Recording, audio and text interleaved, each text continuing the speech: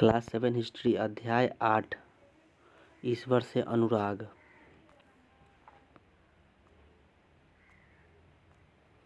आपने लोगों को पूजा पाठ करते अथवा भजन कीर्तन या कव्वाली गाते या चुपचाप ईश्वर के नाम का जाप करते हुए देखा होगा। आपने यह भी गौर किया होगा कि उसमें से कुछ तो इतने भाव विभोर हो जाते हैं कि उनकी आंखों में आंसू भर आते हैं। ईश्वर के प्रति ऐसा प्रेम भाव या गहरी भक्ति उन विभिन्न प्रकार के भक्ति तथा सूफी आंदोलनों का देन है जिनका 8वीं शताब्दी में उद्भव होने लगा। परमेश्वर का विचार। बड़े बड़े राज्यों के उदय होने से पहले भिन्न भिन्न समूहों के लोग अपने देवी देवताओं की पूजा किया करते थे। जब लोग नगरों के विकास और व्यापार तथा साम्राज्यों के माध्यम से एक साथ आते गए तब नए नए विचार विकसित होने लगे।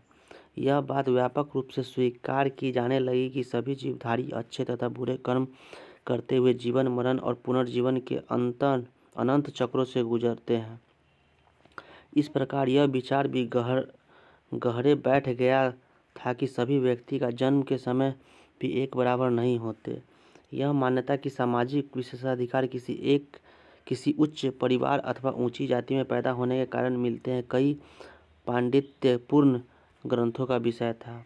अनेक लोग ऐसे विचारों के कारण बेचैन थे, इसलिए वे बुद्ध और जैन के उपदेशों की ओर उन्मुख हुए, जिनके अनुसार व्यक्तिगत प्रयासों से सामाजिक अंतरों को दूर किया जा सकता है और पुनर्जन्म के चक्र से छुटकारा पाया जा सकता है। कुछ अन्य लोग परमेश्वर संबंधी इस विचार से आकर्षित हुए कि यदि मनुष्य भक्ति भाव से परमेश्वर की शरण में जाए तो परमेश्वर व्यक्ति को इस बंधन से मुक्त कर सकता है। श्रीमद् भगवद गीता में व्यक्त यह विचार सामान्य सन ईस्वी सन की प्रारंभिक शताब्दियों में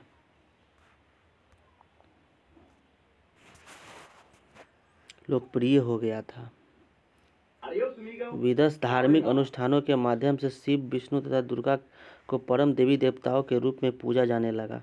साथ ही साथ भिन्न भिन्न क्षेत्रों में पूजे जाने वाले देवी देवताओं को शिव विष्णु या दुर्गा का रूप माना जाने लगा।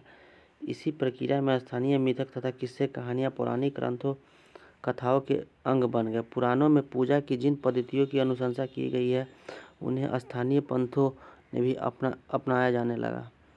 आगे चलकर पुराणों में भी इस बात का उल्लेख किया गया कि भक्ति भले ही किसी भी जाति पाति की हो, वह सच्ची भक्ति से ईश्वर की कृपा प्राप्त कर सकता है। भक्ति की विचारधारा इतनी अधिक लोकप्रिय हुई कि बौद्धों और मतवावलंबियों ने भी इन विश्वासों को अपना लिया। भगवद गीता किसी दक्षिण भारतीय पांडुलिपि से लिया गया एक पृष्ठ भगवद गीता का। आज भी आप स्थानीय मिथक तथा किस्से कहानियों की इस प्रक्रिया को व्यापक स्वीकृति पाते हुए देख सकते हैं। क्या आप अपने आसपास कुछ ऐसे उदाहरण ढूंढ सकते हैं? दक्षिण भारत में भक्ति का एक नया प्रकार नयनार और अलवार। 7वीं से 9वीं शताब्दी के मध्य के बीच कुछ धार्मिक आंदोलनों का प्रादुर्भाव हुआ।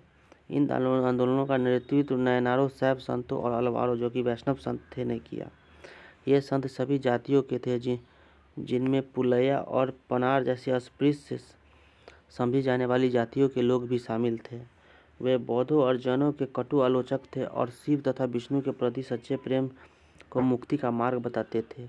उन्होंने संगम साहित्य, तमिल साहित्य का प्राचीनतम उदाहरण और सामान्य सन यानी ईस्वी सन की प्रारंभिक शताब्दियों में रचित में समाहित प्यार और शूरवीरता के आदर्शों को अपनाकर भक्ति के मूल्य में उसका समावेशन किया। नयनार और अलवार घुमक्कड़ साधु संत थे। वे जिस किसी स्थान या गांव में जाते थे वहां के स्थानीय देवी देवताओं की प्रशंसा में सुंदर कविताएं रचकर उन्हें संगीतबद्ध कर दिया करते थे।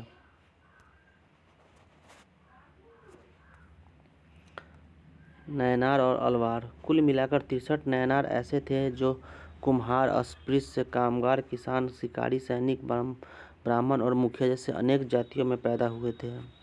उनमें सर्वाधिक प्रसिद्ध थे अपार, शब्दर, शूद्रार और मणिकवसागर।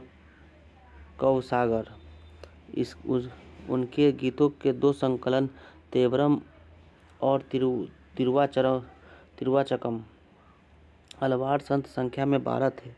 वे भिन्न भिन्न प्रकार की पृष्ठभूमि से आए थे।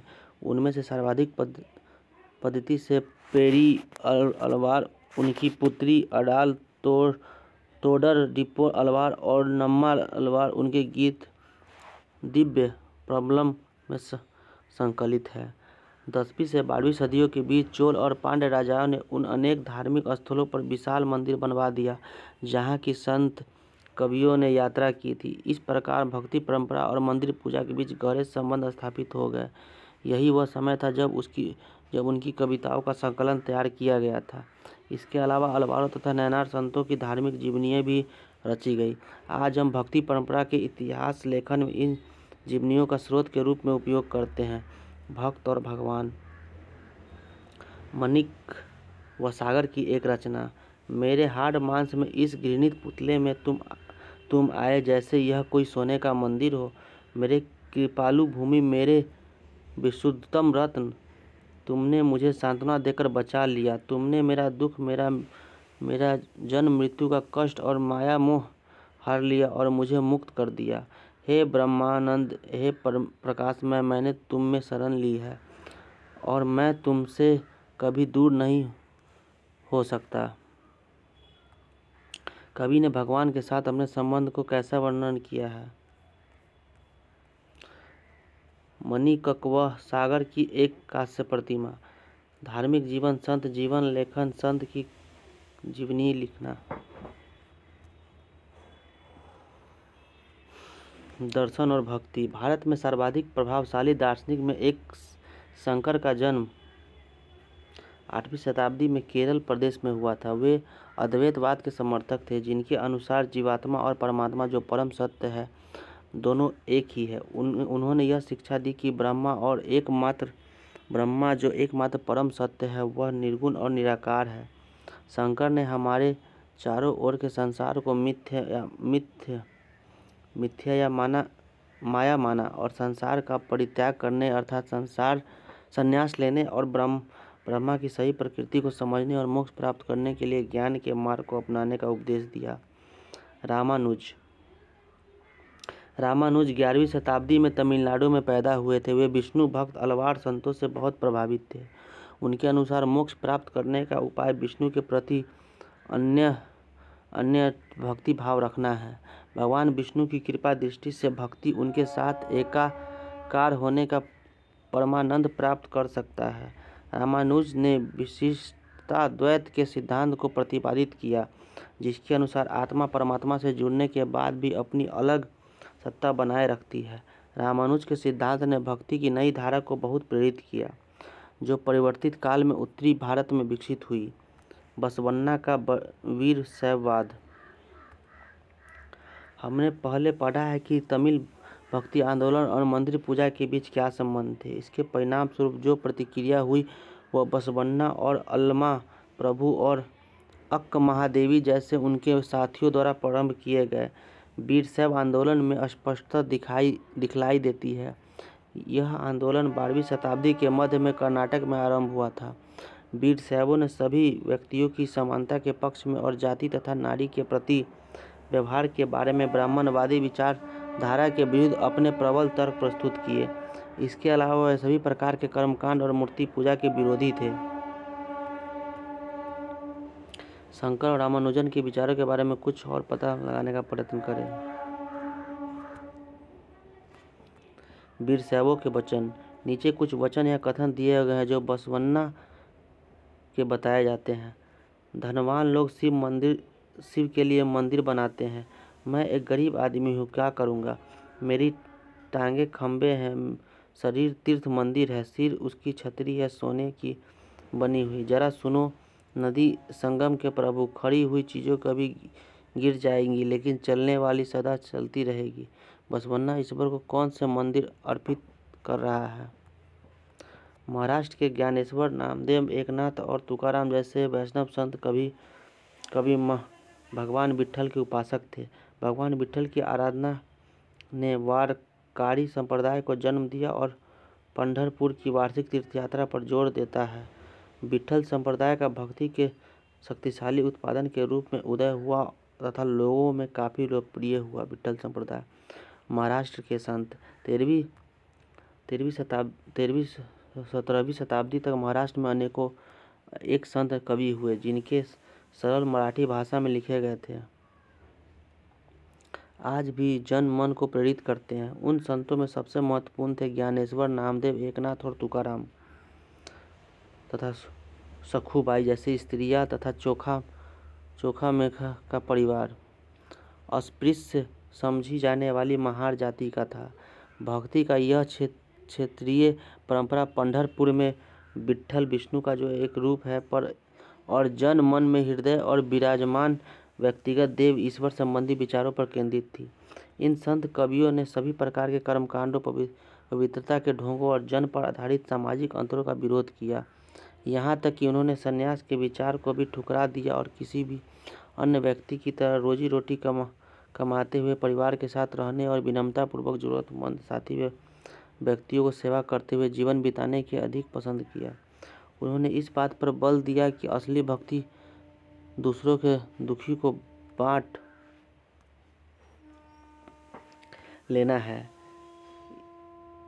इससे नए मानवतावादी विचार का उद्भव हुआ। जैसा कि सुप्रसिद्ध गुजराती संत नरसिंह मेहता ने कहा था, वैष्णव जन तो तेने कहिए पीर पराई जान रे। सामाजिक व्यवस्था पर प्रश्न चिन्ह। यह संत तुकाराम एक अभंग मराठी भक्ति गीत है जो दीन दुखियों पीड़ितों को अपना समझता है। वही संत, क्योंकि ईश्वर उसके साथ है, वह हर एक परित्यक्त व्यक्ति को अपने दिल से लगाए रखता है। वह एक दास के साथ भी अपने पुत्र जैसा व्यवहार करता है। तुकाराम का कहना है कि मैं कहते कहते कभी नहीं थकूंगा, ऐसे व्यक्ति स्वयं ईश्वर है। यह चोखा मेघा के पुत्र द्वारा रचित एक अभंग दिया जा रहा है। तुमने हमें नीची जाति का बनाया है मेरे महाप्रभु, तुम स्वयं यह स्थिति स्वीकार करके तो देखो। हमें जीवन भर जूठन खानी पड़ती है, इसलिए मेरे प्रभु तुम्हें शर्म आनी चाहिए कि तुम हमारे घर में खा चुके हो। तुम इससे कैसे इनकार कर सकते हो। चोखा का बेटा कर्मा मेला पूछता है, तुमने मुझे जिंदगी क्यों दी। इन रचनाओं में अभिव्यक्त सामाजिक व्यवस्था के विचारों के बारे में चर्चा करें।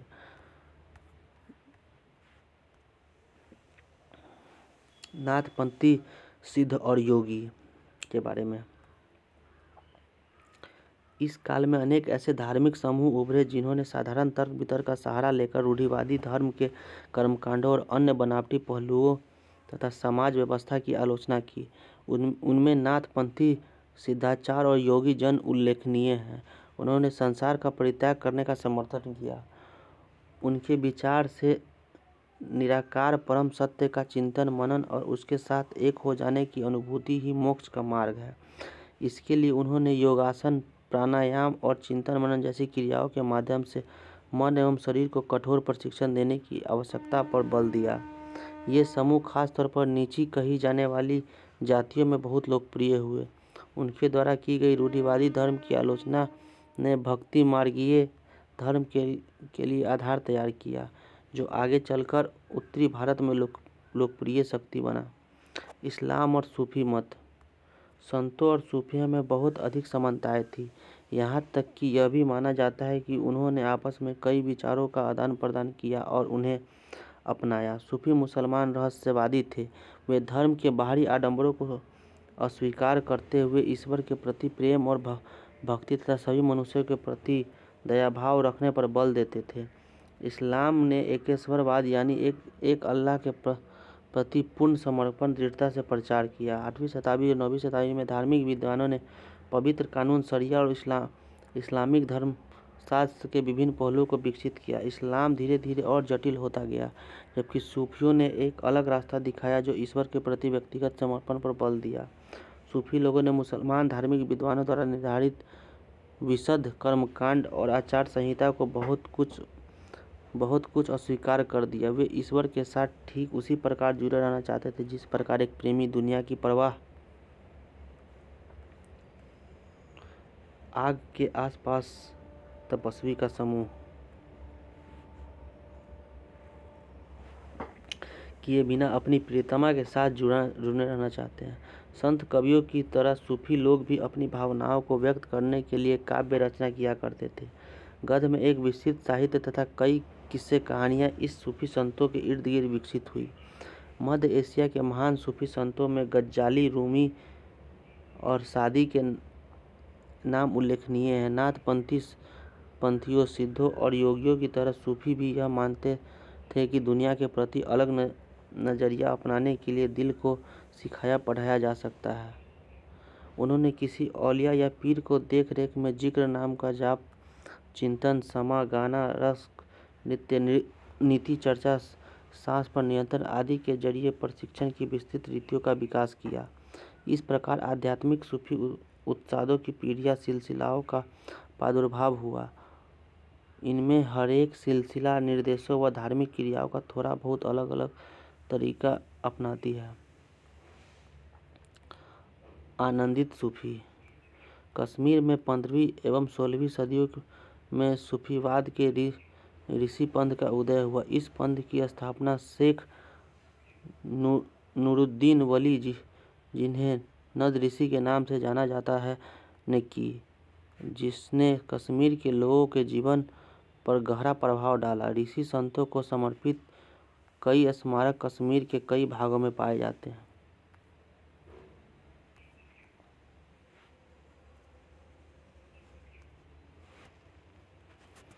कुरान की पांडुलिपि से लिया गया एक पृष्ठ दक्कन 15वीं प्रवृत्ति 15वीं शताब्दी। खानका क्या होता है? सूफी संत जहाँ सूफी संत अक्सर रहते थे, खानका कहलाता है।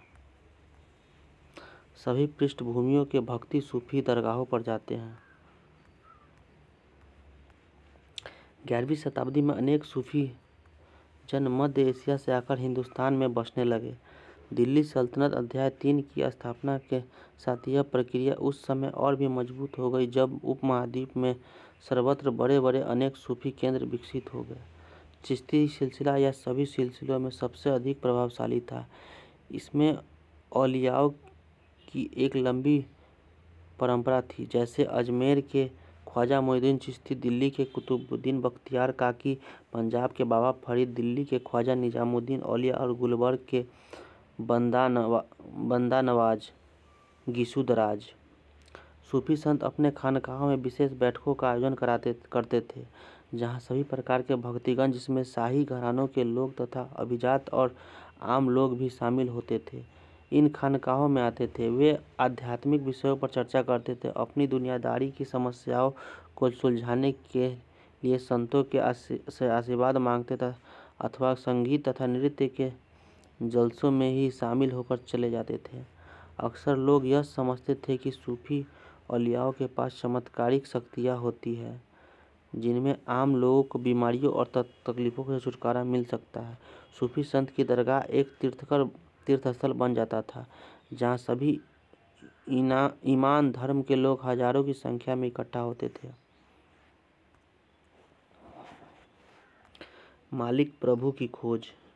जलालुद्दीन रूमी 13वीं सदी का महान सूफी शायर था। वह ईरान का रहने वाला था। उसने फारसी में काव्य रचना की। उसकी कृति का एक उदाहरण प्रस्तुत है। वह ईसाइयों की सूली पर नहीं था। मैं हिंदू मंदिरों में गया, वहाँ भी उसका कोई नामो निशान नहीं था। न वह ऊंचाइयों में मिला, न ही खाइयों में। मैं मक्का के काबा भी गया, वह वहाँ नहीं था। मैंने उसके बारे में दार्शनिक एविसेना से पूछा, वह एविसेना की पहुँच से परे था। मैंने अपने दिल में झांका, यही उसकी जगह थी। वहीं मैंने उसे पाया और कहीं नहीं था। वह और कहीं नहीं था। उत्तर भारत में धार्मिक बदलाव। 13वीं सदी के बाद उत्तर भारत में भक्ति आंदोलन की एक नई लहर आई। यह एक ऐसा युग था जब इस्लाम, ब्राह्मणवादी हिंदू धर्म, सूफी मत, भक्ति की विभिन्न धाराओं ने और नाथपंथियों ने, सिद्धों तथा योगियों ने परस्पर एक दूसरे को प्रभावित किया। हमने देखा कि नए नगरों और राज्यों का उद्भव हो रहा था और अध्याय 2-3-4 में आपने देखा था, और लोग अपने लिए नए नए व्यवसाय और नई भूमिकाएं खोज रहे थे। ऐसे लोग विशेष रूप से शिल्पी, कृषक, व्यापारी और मजदूर इन नए संतों के विचारों को सुनने के लिए इकट्ठा हो जाते थे। फिर वे उनका प्रचार करते। उनमें से कबीर और बाबा गुरु नानक जैसे कुछ संतों ने सभी आडंबरपूर्ण रूढ़िवादी धर्मों को अस्वीकार कर दिया। तुलसीदास और सूरदास जैसे कुछ अन्य संतों ने उस समय विद्यमान विश्वासों तथा पद्धतियों को स्वीकार करते हुए सबकी पहुंच में लाने का प्रयत्न किया। तुलसीदास ने ईश्वर को राम के रूप में धारण किया। अवधि पूर्वी उत्तर प्रदेश की बोली में लिखी गई तुलसीदास की रचना रामचरितमानस उनके भक्ति भाव की अभिव्यक्ति और साहित्यिक कृति दोनों ही दृष्टियों में सबसे महत्वपूर्ण है। सूरदास श्री कृष्ण के अन्य भक्त थे। उनकी रचनाएं सूरसागर, चित्रसात। चैतन्य देव 16वीं शताब्दी के बंगाल के भक्ति संत। उन्होंने कृष्ण राधा के प्रति निष्काम भक्तिभाव का उपदेश दिया। इस चित्र में आप उनके अनुयायियों के एक समूह को आनंद में नाचते गाते देख सकते हैं।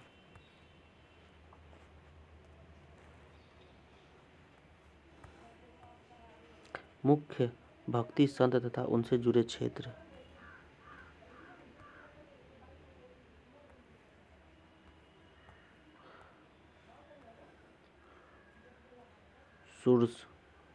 सुरसावली और साहित्य लहरी में संग्रहित है एवं उनके भक्ति भाव को अभिव्यक्त करती है। असम के शंकर देव परवर्ती 15वीं शताब्दी में जो इन्हीं के समकालीन थे ने विष्णु की भक्ति पर बल दिया और असमिया भाषा में कविताएं तथा नाटक लिखे। उन्होंने नाम घर, कविता पाठ और प्रार्थना गृह स्थापित करने की पद्धति चलाई जो आज तक चली आ रही है। इस परंपरा में दादू दयाल, रविदास और मीराबाई जैसे संत भी शामिल थे। मीराबाई एक राजपूत कुमारी थी जिनका विवाह 16वीं शताब्दी में मेवाड़ के एक राजसी घराने में हुआ था। मीराबाई रविदास, जो अस्पृश्य जाति के माने जाते थे, को अनुयायी बन गई। वे कृष्ण के प्रति समर्पित थी और उन्होंने अपने गहरे भक्तिभाव को कई भजनों में अभिव्यक्त किया है। शंकर देव की भक्ति का सार एक शरण नाम धर्म, एक सर्वोच्च सत्ता के प्रति समर्पण के नाम से जाना जाता है। शंकर देव को शिक्षाएं भगवत गीता तथा भगवत पुराण पर आधारित है। उन्होंने ज्ञान के प्रसार के लिए सत्र या मठों की स्थापना को प्रोत्साहित किया। उनकी प्रमुख रचना में कीर्तन घोष शामिल है।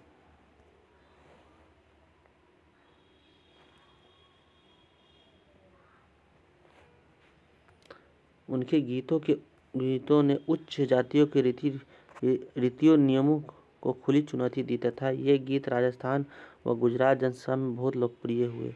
इन संतों में से अधिकांश का विशिष्ट अभिलक्षण यह है कि उनकी कृतियाँ क्षेत्रीय भाषाओं में रची गई और इन्हें आसानी से गाया जा सकता था, इसलिए ये बेहद लोकप्रिय हुई और पीढ़ी दर पीढ़ी मौखिक रूप से चलती रही।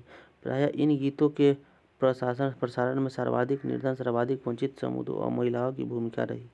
प्रसारण की इन प्रक्रिया में सभी लोग अक्सर अपने अनुभव भी जोड़ देते थे। इस तरह आज मिलने वाले गीत संतों की रचनाएं तो है, साथ ही साथ उन पीढ़ियों के लोग की रचनाएं मानी जा सकती है जो उन्हें गाया करते थे। वह हमारी जीती जागती जन संस्कृति का अंग बन गई है। भक्ति संतों का एक महत्वपूर्ण योगदान संगीत के विकास में था। बंगाल के जयदेव ने संस्कृत में गीत गोविंद की रचना की, जिसमें हर गीत एक विशेष राग और ताल से रचित है। संगीत पर इन संतों का एक महत्वपूर्ण प्रभाव भजन, कीर्तन और अभंग का प्रयोग था। इस गीतों ने जो मनोभावनात्मक अनुभवों पर बल दिया, जनमानस को ज़्यादा आकर्षित किया। राणा के राजमहल से परे मीरा द्वारा रचा गया गीत। लोक लाज कुलरा मर्यादा जंग माँ जेन ना राखी री, महल अटारी हम सब त्यागियो थारो बसनो शहर। राणा जी थे क्याने राहो महासु बैर, बिखरो प्यालो राणा भेजियो, पीवा मीरा हासिरी, बार न बाका भले भयो गरल, अमृत जो पियो। राणा थे क्याने राखो महासू बैर। आपके विचार में मीरा ने राणा का राजमहल क्यों छोड़ दिया? मीराबाई का चित्र। कबीर नजदीक से एक नज़र। कबीर संभवतः 15वीं-16वीं शताब्दी में हुए थे। वे एक अत्यधिक प्रभावशाली संत थे। उनका पालन पोषण बनारस में या उनकी आसपास के एक मुसलमान जुहाली यानी बुनकर परिवार में हुआ था। उनके परिवार के बारे में हमारे आसपास बहुत कम विश्वसनीय जानकारी मिलती है। हमें उनके विचारों की जानकारी उनकी साखियों और पदों के विशाल संग्रह से मिलती है, जिनके बारे में यह कहा जाता है कि इसकी रचना तो कबीर ने की थी, परंतु ये घुमंतु भजन गायकों द्वारा गाए जाते थे। इसमें से कुछ भजन गुरु ग्रंथ साहिब पंचवानी और बीजक में संग्रहित एवं सुरक्षित है। सच्चे प्रभु की खोज कबीर की एक रचना। अल्लाह राम जीव तेरे नाई, बंदे ऊपरी मिहर करो मेरे साई। क्या ले माटी भुई सु, मोरे क्या जल देह नहवाए। जो करे मस्कीन सतवे, गुण ही रहे छिपाए। ब्राह्मण व्या रसी करे 2400, काजी मरहम जान। 11 माद जुदे क्यों किए, एक ही माही समान। पूर्वी दिशा हरि का बासा, पश्चिम अल्लाह मुकाम। दिल की खोजी दिले भीतरी, यहाँ राम रहीमाना। इन दोहों में दिए गए विचारों को किस रूप से बसवन्ना और जलालुद्दीन रूमी के विचारों से समानता या भिन्नता रखते हैं? किरघे पर काम करते हुए कबीर। कबीर के उपदेश प्रमुख धार्मिक परंपराओं के पूर्ण एवं प्रचंड अस्वीकृति पर आधारित थे। उनके उपदेशों में ब्राह्मणवादी हिंदू धर्म और इस्लाम दोनों ही बाह्य आडंबर पूर्ण पूजा के सभी रूपों को मजाक उड़ाया जाता था। उनके काव्यों की भाषा बोलचाल की हिंदी थी, जो आम आदमियों द्वारा आसानी से समझी जा सकती थी। उन्होंने कभी कभी असमानी भाषा का भी प्रयोग किया, जिसे समझना कठिन होता है। कबीर निराकार परमेश्वर में विश्वास रखते थे। उन्होंने यह उपदेश दिया कि भक्ति के माध्यम से ही मोक्ष यानी मुक्ति प्राप्त हो सकती है। हिंदू तथा मुसलमान दोनों लोग उनके अनुयायी हो गए। बाबा गुरु नानक नजदीक से एक नज़र। कबीर की अपेक्षा बाबा गुरु नानक 1469 से 1539 के बीच में हम कहीं अधिक जानते हैं। तलवंडी पाकिस्तान में ननकाना साहब में जन्म लेने वाले गुरु नानक ने करतारपुर रावी नदी के तट पर डेरा बाबा नाम के एक केंद्र स्थापित करने के लिए पहले कई यात्राएं की। उन्होंने अपने अनुयायियों के लिए करतारपुर में एक नियमित उपासना पद्धति अपनाई, जिसके अंतर्गत उन्हीं के शब्द भजनों को गाया जाता था। उनके अनुयायी अपने पहले धर्म, जाति अथवा लिंग भेद को नजरअंदाज करके एक साझी रसोई में इकट्ठे खाते पीते थे। इसे लंगर कहा जाता था। गुरु नानक ने उपासना और धार्मिक कार्यों के लिए जो जगह नियुक्त की थी उसे धर्मशाल कहा गया। आज इसे गुरुद्वारा कहते हैं। 1539 में ये पढ़ लेते हैं पहले। धार्मिक महानुभावों से चर्चा करते बाबा गुरु नानक जब वे युवक थे। गुरु नानक 1539 में अपनी मृत्यु के पूर्व बाबा गुरु नानक ने एक अनुयायी को अपना उत्तराधिकारी चुना। इसका नाम लहना था, लेकिन ये गुरु अंगद के नाम से जाने गए। गुरु अंगद नाम का महत्व यह था कि गुरु अंगद बाबा गुरु नानक के ही अंग माने गए। गुरु अंगद ने बाबा गुरु नानक की रचनाओं का संग्रह किया और उस संग्रह में अपनी कृतियां भी जोड़ दी। संग्रह एक नई लिपि गुरुमुखी में लिखा गया था। गुरु अंगद ने तीन उत्तराधिकारियों ने भी अपनी रचनाएं नानक के नाम से लिखी। इन सभी का संग्रह गुरु अर्जुन ने 1604 में किया। इन संग्रहों में शेख फरीद, संत कबीर, भगत नामदेव और गुरु तेग बहादुर जैसे सूफी संतों और गुरुओं की वाणी जोड़ी गई। 1706 में इस बृहद संग्रह को गुरु तेग बहादुर के पुत्र व उत्तराधिकारी गुरु गोविंद सिंह ने प्रमाणित किया। आज इस संग्रह को सिखों के पवित्र ग्रंथ गुरु ग्रंथ साहब के रूप में जाना जाता है। 16वीं शताब्दी में बाबा गुरु नानक के उत्तराधिकारियों के नेतृत्व में उनके अनुयायियों की संख्या का विस्तार हुआ। ये अनुयायी कई जातियों के थे, परंतु इनमें व्यापारी, कृषक और शिल्पकार ज़्यादा थे।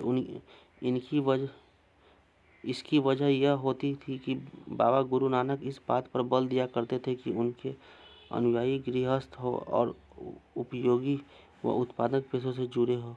अनुयायियों के यह आशा भी दी गई थी कि वे नए समुदाय के सामान्य कोष में योगदान दें। 17वीं शताब्दी के ये पढ़ लेते हैं। गुरु ग्रंथ साहब की एक आरंभिक पांडुलिपि। 17वीं शताब्दी के प्रारंभ में केंद्रीय गुरु हरमंदर साहब, जो स्वर्ण मंदिर के आसपास का रामदासपुर शहर, जिसे अमृतसर कहा जाता था, विकसित होने लगा। प्रशासन में यह वस्तुतः स्वायत्त था। आधुनिक इतिहासकार इस युग के सिख समुदाय को राज्य के अंतर्गत राज्य मानते हैं। मुगल सम्राट जहांगीर इस समुदाय को एक संभावित खतरा मानता था। उसने 1606 में गुरु अर्जन देव को मृत्यु दंड का आदेश दिया। 17वीं शताब्दी में सिख आंदोलन का राजनीतिकरण शुरू हो गया, जिसका दूरगामी परिणाम यह हुआ कि 1699 में गुरु गोविंद सिंह ने खालसा की संस्था का निर्माण किया। खालसा पंथ के नाम से जाने जाने वाला सिख समुदाय अब राजनीतिक सत्ता बन गया। 16वीं और 17वीं शताब्दियों की बदलती हुई ऐसी ऐतिहासिक परिस्थितियों ने सिख आंदोलन के विकास को प्रभावित किया। शुरू से ही बाबा गुरु नानक के विचारों का सिख आंदोलन पर गहरा प्रभाव पड़ा। उन्होंने एक ईश्वर की उपासना के महत्व पर जोर दिया। उन्होंने आग्रह किया कि जाति, धर्म अथवा लिंग भेद मुक्ति प्राप्ति के लिए कोई मायने नहीं रखते हैं। उनके लिए मुक्ति किसी निष्क्रिय आनंद की स्थिति नहीं है, बल्कि सक्रिय जीवन व्यतीत करने के साथ साथ सामाजिक प्रतिबद्धता की निरंतर कोशिशों में से ही निहित थी। अपने उपदेशों के सार को व्यक्त करने के लिए उन्होंने 3 शब्दों का प्रयोग किया: नाम, दान और स्नान, यानी स्नान। नाम से उनका तात्पर्य सही उपासना से था। दान का तात्पर्य था दूसरों का भला करना और स्नान का तात्पर्य था आचार विचार के सही पवित्रता। आज उनके उपदेशों को नाम जपना, कीर्त करना और वंड छकना के रूप में याद किया जाता है। यह अवधारणाएं भी उचित विश्वास और उपासना, ईमानदारी पूर्ण निर्वाह और संसाधनों को मिल बांट कर प्रयोग करना, यानी कि दूसरों के मदद के महत्व को रेखांकित करती है। इस तरह बाबा गुरु नानक के समानता के विचारों से सामाजिक राजनीतिक मायने रखते हैं। शायद इसी बात से हमें बाबा गुरु नानक और उनके अनुयायियों के इतिहास और कबीर, रविदास एवं दादू जैसे संतों और उनके अनुयायियों उनके विचार बाबा गुरु नानक के विचारों से काफ़ी करीब थे के इतिहास के फर्क को समझने में मदद मिलती है। मार्टिन लूथर और धर्म सुधार आंदोलन। 16वीं सदी का समय यूरोप में भी एक धार्मिक अंतःक्षोभ यानी उथल पुथल का काल था। तब ईसाई में अनेक परिवर्तन हुए। ईसाई धर्म में जिन्हें लाने वाले महत्वपूर्ण नेताओं में से एक मार्टिन लूथर थे। लूथर ने यह महसूस किया कि रोमन कैथोलिक चर्च के अनेक आचार व्यवहार बाइबल की शिक्षाओं के विरुद्ध जाते हैं। लूथर ने लैटिन भाषा के बजाय आम लोगों की भाषा का प्रयोग को प्रोत्साहन दिया और बाइबल का जर्मन भाषा में अनुवाद किया। वे दंडमोचन की उस प्रथा के घोर विरोधी थे, जिसके अंतर्गत पाप कर्मों को क्षमा करने के लिए चर्च को दान दिया जाता था। छापेखाने के बढ़ते हुए प्रयोग से उनकी रचनाओं का व्यापक रूप से प्रसार हुआ। अनेक प्रोटेस्टेंट ईसाई समुदाय अपना उद्भव लूथर की शिक्षाओं में ही खोजते हैं। मार्टिन लूथर द्वारा जर्मन भाषा में अनुवादित बाइबल का शीर्षक पृष्ठ। कल्पना करें आप एक बैठक में भाग ले रहे हैं जहां एक संत जाति व्यक्ति पर चर्चा कर रहा है। इस बातचीत का वर्णन कीजिए।